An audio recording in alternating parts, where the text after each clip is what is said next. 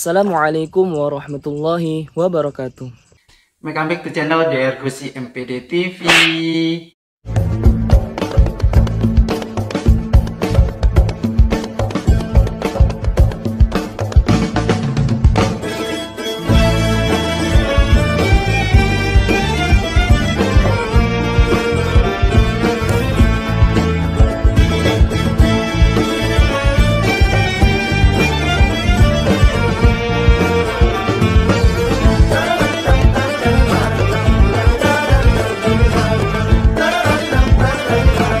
Mahasiswi sobat-sobat di channel yang berbahagia di hari ini. Kesempatan yang berbahagia ini saya akan terus berusaha semaksimal mungkin untuk memberikan education Islamic yang terbaik.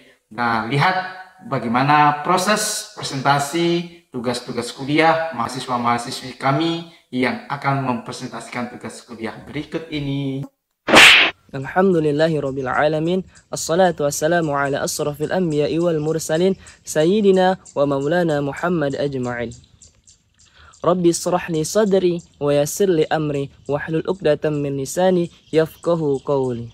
Segala puja dan puji hanyalah milik Allah Subhanahu wa taala, yang mana telah memberikan kita segala nikmatnya, sehingga Allah berfirman, wa in ta'uddu nikmatallahi la tuhsuha. Salawat serta salam marilah kita untaikan kepada Nabi Muhammad sallallahu alaihi wasallam dengan untaian doa Allahumma shalli ala sayyidina Muhammad wa ala ali sayyidina Muhammad. Oke teman-teman, pada kesempatan kali ini saya akan menganalisis penelitian kuantitatif yang ditulis oleh Bapak Dr.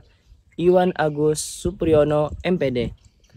Pada kesempatan kali ini saya akan membahas tentang bab pertama.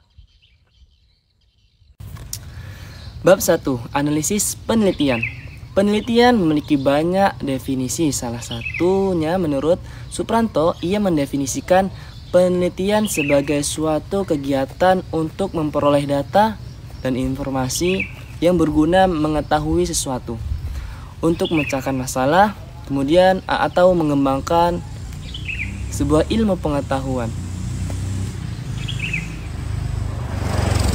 Salah satu bentuk analisis adalah merangkum sejumlah data besar yang masih mentah menjadi informasi yang dapat diinterpretasikan.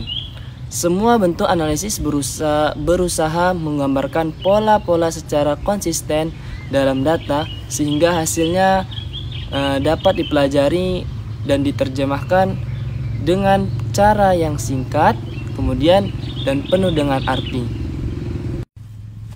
B. Analisis penelitian kuantitatif. Analisis dapat dipahami sebagai upaya menganalisa atau memeriksa secara teliti terhadap sesuatu. Dalam konteks penelitian, analisis data dimaknai sebagai kegiatan membahas dan memahami data guna menemukan makna, tafsiran dan kesimpulan tertentu dari keseluruhan data dalam penelitian.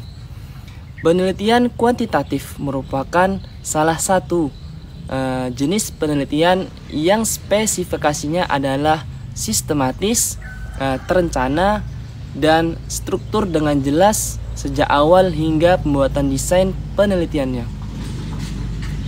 Definisi lain menyebutkan penelitian kuantitatif adalah penelitian yang banyak menuntut penggunaan angka, mulai dari penggunaan data, penafsiran terhadap data tersebut, serta penampilan dari hasilnya.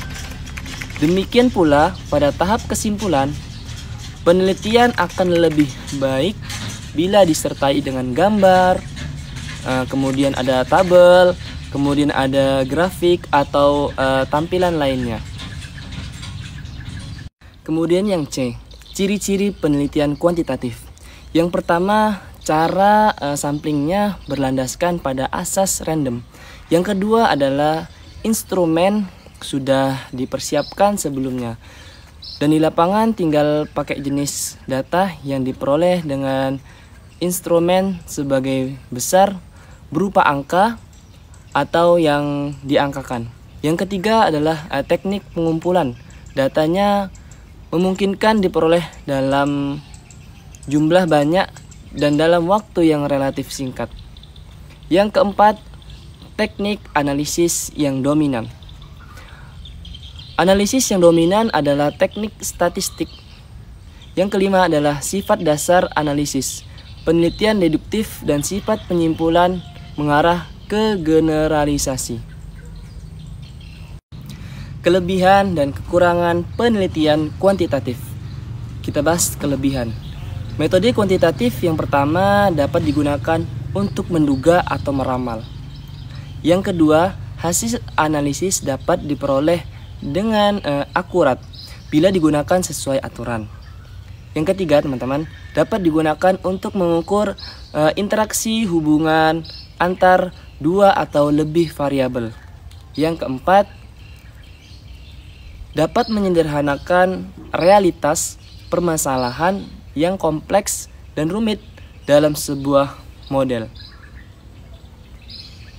Kemudian teman-teman, kita bahas tentang kekurangan metode ini. Kekurangan metode kuantitatif yang pertama berdasarkan pada anggapan atau asumsi.